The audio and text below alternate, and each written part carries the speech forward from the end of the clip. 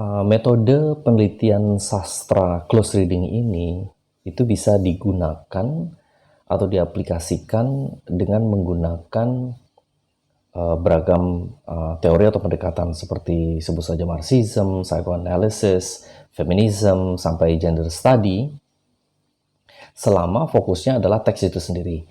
Teks itu bisa diinterpretasikan dengan beragam cara, karena teks itu sendiri adalah sumber dari segala makna.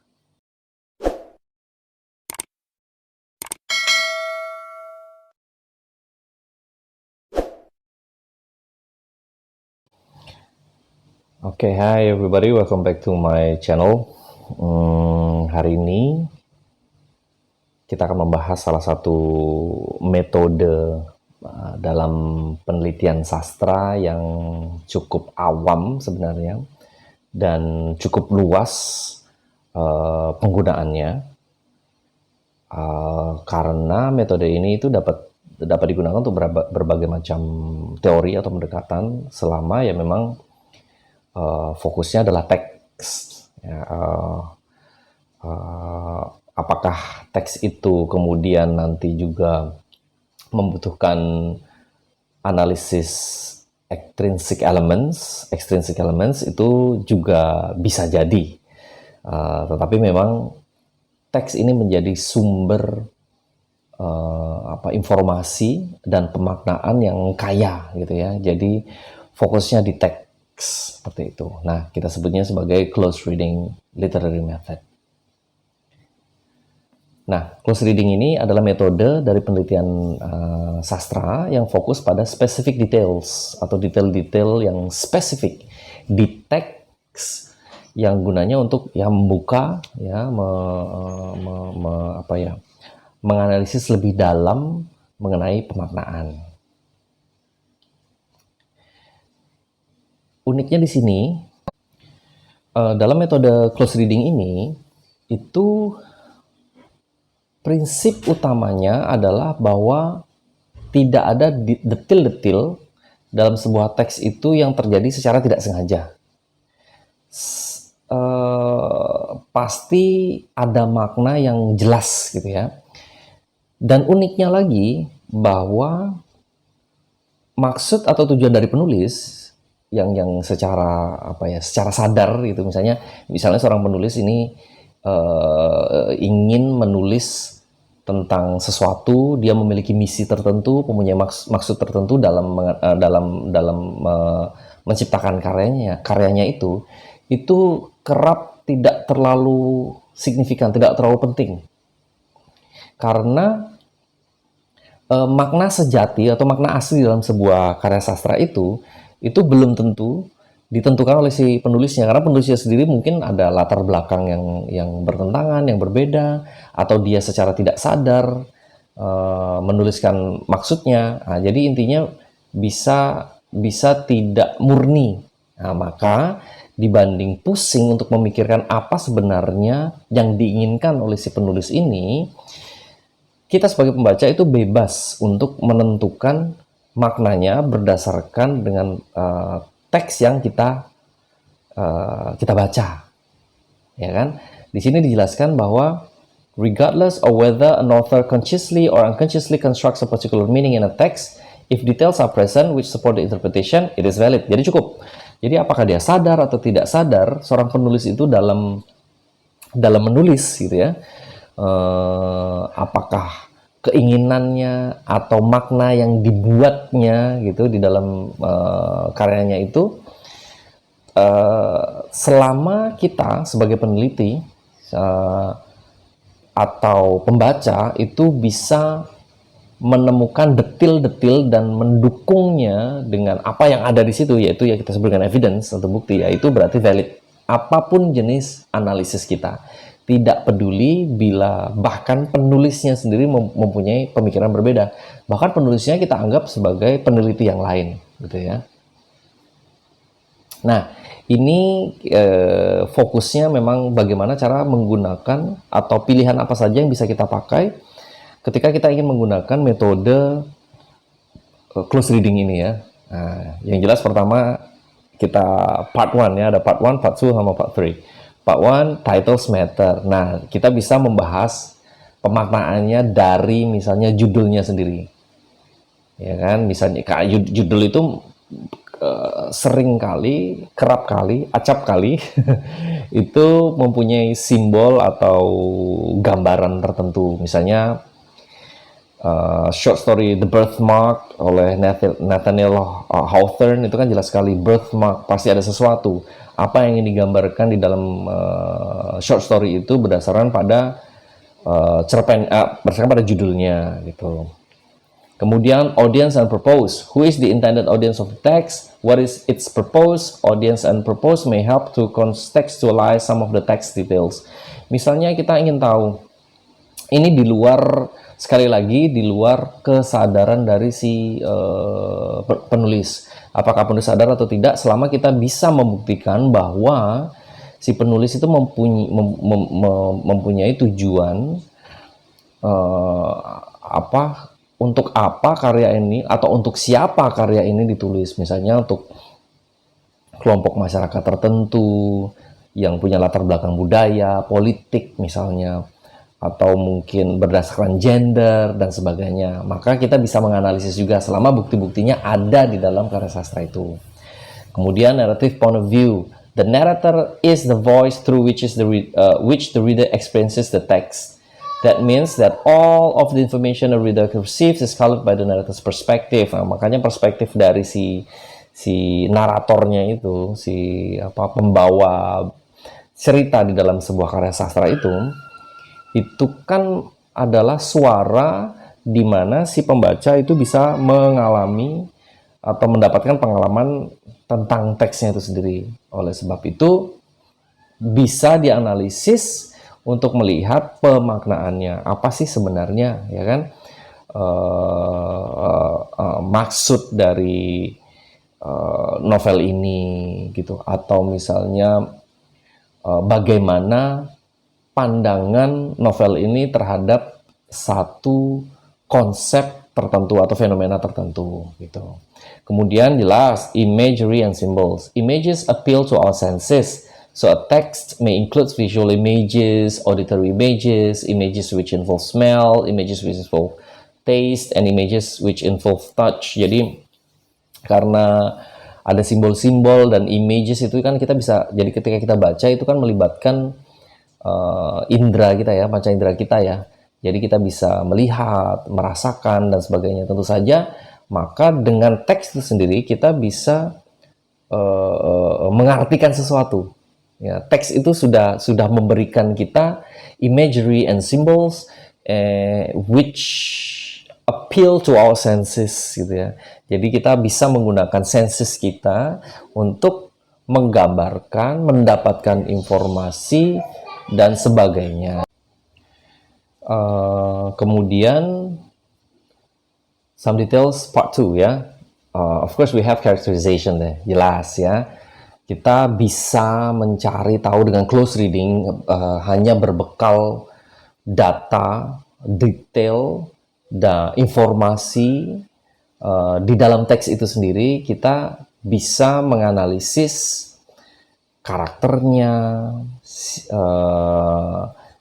siapa protagonisnya, kemudian antagonisnya, kemudian konflik dan sebagainya, terus misalnya character development dan sebagainya, semua yang berhubungan dengan characters and characterization itu jelas kita bisa dapatkan di dalam teks itu sendiri. Nah, otomatis detail sangat diperlukan, evidence sangat diperlukan untuk membantu mendukung dari analisis kita.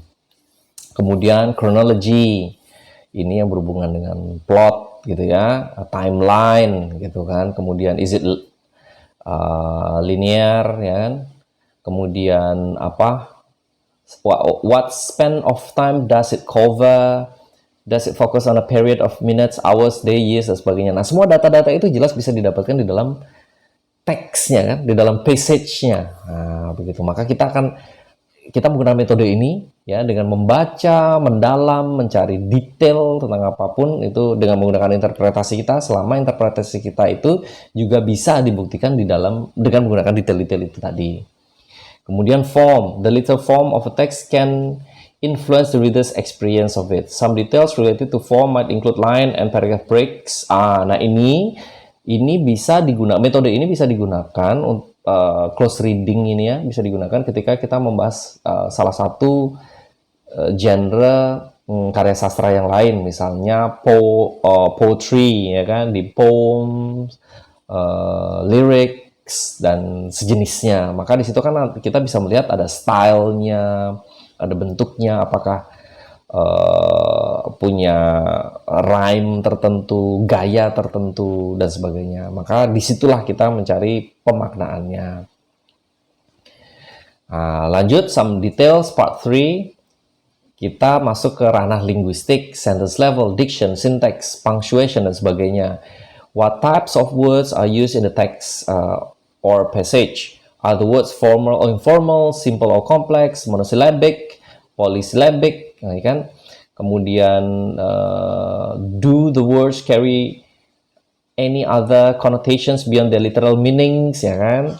Which may be relevant to your reading of the text dan sebagainya. Jadi ini bermain di bahasanya, penggunaan kata, pilihan kata, diksi gitu kan. Kemudian ya ini juga bisa digunakan di semua teks, semua teks sastra. Misalnya skrip drama, kemudian novel, fiction gitu, atau poetry sama. Kemudian patterns. What patterns are present in a text? Consider the significance of the pattern itself. Ini pattern juga. Pattern itu polanya ya. Paling sering digunakan di poetry gitu. Kita bisa menganalisis pola yang digunakan untuk mendapatkan makna. Kemudian contradictions or inconsistencies. Is there an unreliable narrator?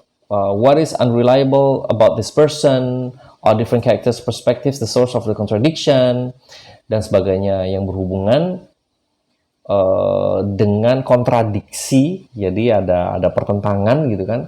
Apakah si narrator ini bisa dipercaya atau tidak? Nah itu kan otomatis kita juga membahas mendetail di dalam karya sastra itu menggunakan evidence atau teks yang ada. Kemudian allusions. Allusions are references to knowledge or events outside of the text itself. Often other literary works, but sometimes current events or politics. Berarti ini berhubungan dengan apa namanya, teks ini berhubungan dengan dunia luar gitu ya. Berarti dengan close reading tentu bukan berarti close reading itu tidak memperbolehkan seorang peneliti itu untuk menganalisis extrinsic elements ya, tidak membahas mengenai hal-hal di luar karya sastra, di luar teks itu sendiri. Tapi close reading ini beranggapan bahwa metode untuk mendapatkan makna itu ada di dalam teksnya. Semuanya harus dibuktikan dengan teksnya. Jadi misalnya kita beranggapan bahwa meskipun si penulis misalnya gini, si penulis itu tidak beranggapan bahwa sebenarnya novelnya ini ada hubungannya dengan politik. Oh tidak ada hubungannya dengan politik katanya. Tapi itu insignificant. Kita tidak peduli, tidak bermasalah karena bisa saja si penulis tidak sadar bahwa sebenarnya dia melibatkan unsur-unsur politik, ya kan? Maka muncullah yang namanya dengan close reading ini. Nah, dengan close reading kita bisa membuktikan bahwa si penulis ini atau karya sastra ini punya punya makna politik atau tujuan intensi politik atau punya tema politik yang kita hubungkan dengan keadaan politik di luar sana, di luar karya ini. Nah, tetapi kita harus dapat membuktikannya dengan details yang ada di passage-nya itu sendiri. Jadi kalau kita beranggapan bahwa sebuah karya sastra ini itu berhubungan dengan Perang Dunia Kedua, mana contradiction, mana misalnya characterization, mana imagery, symbols yang menunjukkan bahwa ini berhubungan dengan Perang Dunia II, seperti itu. Nah, jadi sebenarnya gampang-gampang sulit. Close reading ini bisa dikatakan adalah basic ya, dasar dari analisis karya sastra yang berfokus pada interpretasi teks, interpretasi karya sastra dengan menggunakan apa yang ada di situ gitu. Nah, ini tipsnya, salah satu tipsnya ya. There's no such thing as the one true meaning behind the text. So any interpretation which can be supported by text specific details is valid. Nah, kalau ada yang mengatakan bahwa analisis karya penelitian sastra itu berarti murni opini, tidak ada benar salah. Itu anggapan itu benar sekaligus salah. Karena apa? Memang tidak ada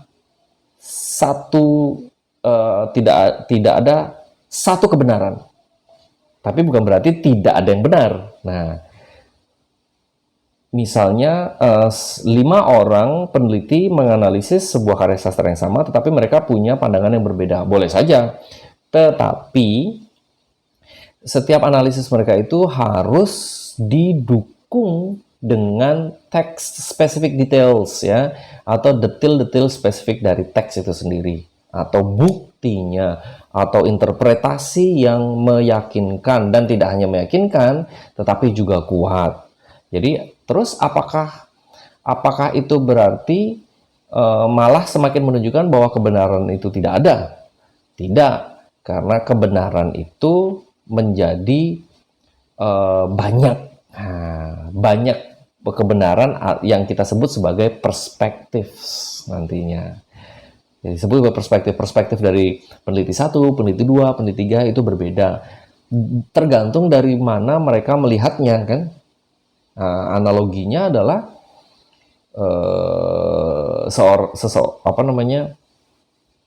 seseorang melihat 5 orang melihat sebuah bangunan dari sisi yang berbeda, maka mereka akan melihat detail yang berbeda pula meskipun bangunannya tetap sama, kurang lebih seperti itu ya. Kemudian tips yang lain, more tips ya. Interpretation then factual, sama ya. An interpretative claim is supported by the details from the text. Jadi memang fokusnya adalah interpretasi, bukannya hal yang factual. Itu sama sekali tidak berarti bahwa kita bisa semena-mena atau seenaknya untuk beropini, karena opini kita harus dipertanggungjawabkan dengan evidence yang kita dapat dengan menggunakan metode ini. Kemudian kedua adalah details. Support all claims about the text with specific examples from the text in the form of quotation and cited paraphrase. Nah, ini penting. Sangat penting. Quotation diambil langsung gitu ya, bahwa si karakter tertentu, tokoh tertentu ini menjelaskan tentang perspektif dia atau pola pikir dia atau pendapat dia tentang sesuatu di dalam karya sastra itu. Dari mana kita tahu? Dari mana kita bisa mengatakan bahwa dia itu tidak suka misalnya dengan demokrasi, tidak suka dengan kehidupan yang tertata. Nah, kita ambil nih quotation-nya, dia mengatakan secara langsung seperti ini. Atau kita bisa menyimpulkan dengan menggunakan cited paraphrase gitu ya. Quotations. Close reading essays which are effective should contain a large proportion of quotations. Semakin banyak quotations-nya, di mana bukan hanya copy paste ya, quotation-nya tidak sekedar cuma diberikan di analisis kita gitu ya, tetapi digunakan untuk mendukung analisis kita. Maka semakin banyak, maksudnya adalah semuanya itu semakin memperkuat apapun makna atau analisis yang kita dapatkan atau kita sedang lakukan. Kemudian connect. It is also important to remember to connect all of those details to the central thesis. Supaya analisis kita itu tidak berantakan, tidak kemana-mana, maka harus ada fokusnya. Jadi detail-detail itu tadi fokusnya tetap harus ke central thesis. Kita maunya apa? Mau membuktikan bahwa si karya sastra ini itu punya punya tema politik gitu ya, politik tertentu, ya sudah fokusnya itu. Maka semua detail yang kita dapatkan di close reading tadi itu harus mendukung tesis kita. Focus only on those details whose analysis will best support the thesis. Ya sama ya, sambungan dari yang thesis tadi. Nah, untuk referensinya banyak sekali. Bisa dibaca lebih mendetail. Julian Wolfrace, Reading Acts of Close Reading in Literary Theory tahun 2000. Kemudian Douglas Fisher and Nancy Frey, Close Reading and Writing from Sources. Nah, ini penting sekali. In 2014. Dan 2012 juga ada how to pronounce the names. Andrei Kochevik and Janus Semrau. From Moby Dick to Finnegan's Wake Essays in Close Reading in 2012. Jadi mereka membahas mengenai beragam karya sastra dalam esai-esai dengan menggunakan close reading seperti itu. Oke, thank you. Selesai ya. Ini adalah salah satu metode yang sangat-sangat penting dan menjadi salah satu landasan dasar dari para peneliti sastra ya, di mana fokus kita adalah interpretasi dan teks itu sendiri, karena teks itu sendiri sudah menjadi what we call rich source for meanings ya. Jadi tanpa lari kemana-mana pun kita bisa mendapatkannya. Maksudnya tanpa lari kemana-mana itu tidak perlu tanya ke penulisnya atau tanya ke orang-orang tertentu yang punya fixed meaning gitu. Misalnya seperti formalism, teori formalism itu kan, teori dan metode formalism di mana karya sastra itu sudah fix karena maknanya itu sudah fix karena sudah dibahas sebelumnya gitu ya oleh kelompok masyarakat tertentu gitu, yang kelompok masyarakat sastra tertentu yang sudah memutuskan makna dari karya sastra ini apa, karakternya gimana, plotnya gimana, apakah punya latar belakang budaya, politik dan sebagainya. Nah, dengan close reading ini tidak penting, tidak masalah apakah itu memang sudah ditentukan atau tidak. Kita bisa dan sangat diperbolehkan untuk diperbolehkan untuk memiliki interpretasi kita sendiri. Sekali lagi, selama kita memiliki bukti-bukti yang kuat, meyakinkan ya. Okay, thank you very much. See you in the next video, right? So, but again, don't forget to subscribe to my channel and then comment and like. So, see you. Have a nice day, everybody.